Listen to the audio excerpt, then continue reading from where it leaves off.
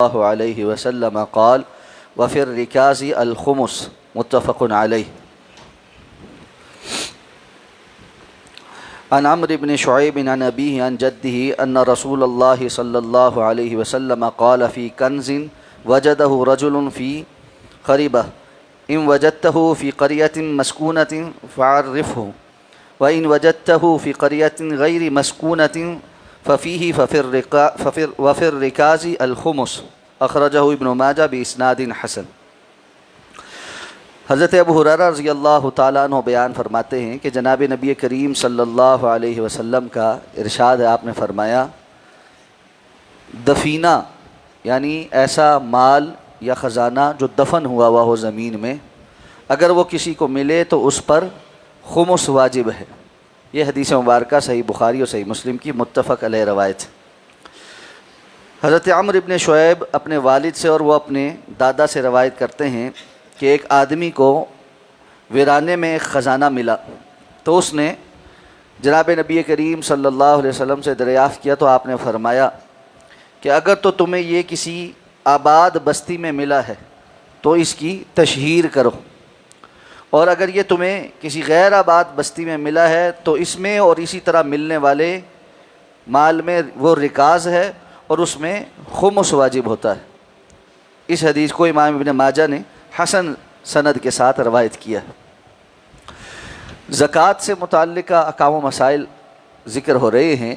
ان دونوں احادیث کو بیان کر کے جو مسئلہ ثابت کیا گیا ہے وہ یہ ہے کہ رکاز یعنی دفن شدہ مال یا خزانہ جو متروک ہو، کسی نے کسی زمانے میں دفن کیا، اس کی ملکیت کا کوئی پتہ نہیں، اب جب کسی کو وہ ملا ہے تو اس شخص کو جس کو یہ ملا ہے وہ مال استعمال کرنے کی اجازت ہے.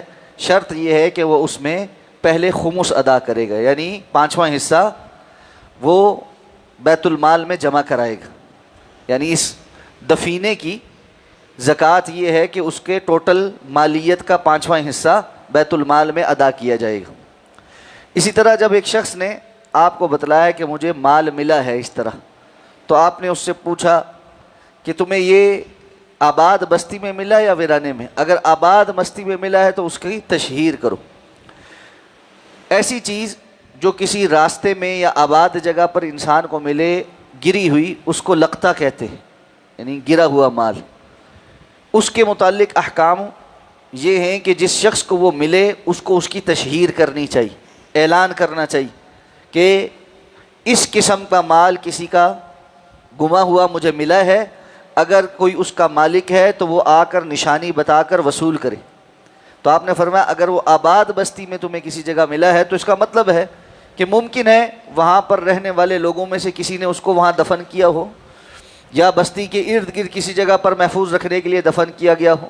پرانے زمانے میں عام طور پہ یہ طریقہ تھا کہ لوگوں کے پاس اشرفیاں وغیرہ یا درہم دینار سکوں کی صورت میں ہوتے تھے، تو وہ ان کو اس طرح زمین کے اندر دفن کر دیتے تھے تاکہ وہ محفوظ رہیں.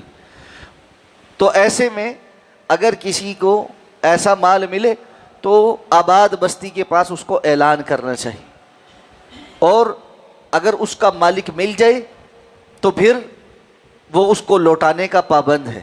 اگر تشہیر کے بعد بھی اس کا کوئی مالک نہ آئے تو یہ بندہ اس کو استعمال کرنے کا استحقاق رکھتا ہے، اس کو اجازت ہے کہ وہ اس کو استعمال کر لے، لیکن اس شرط کے ساتھ کہ اگر کبھی بھی اس کا مالک آ گیا اور اس نے صحیح علامات بتا کے ثابت کر دیا کہ یہ اس کا مال تھا تو یہ لوٹانے کا پابند ہوگا.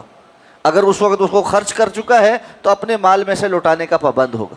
لیکن اگر کوئی بھی اس کی ملکیت کا دعویٰ نہیں کرتا تو جس کو یہ ملا ہے یہ اس کا حق ہے، وہ اس کو استعمال کر سکتا ہے.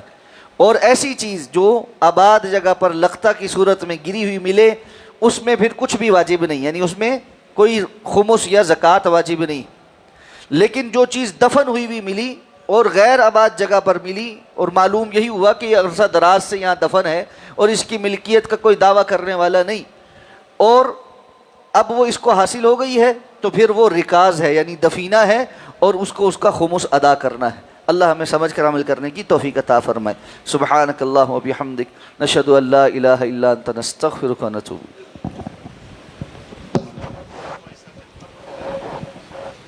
پانچواں حصہ 20واں حصہ 5%.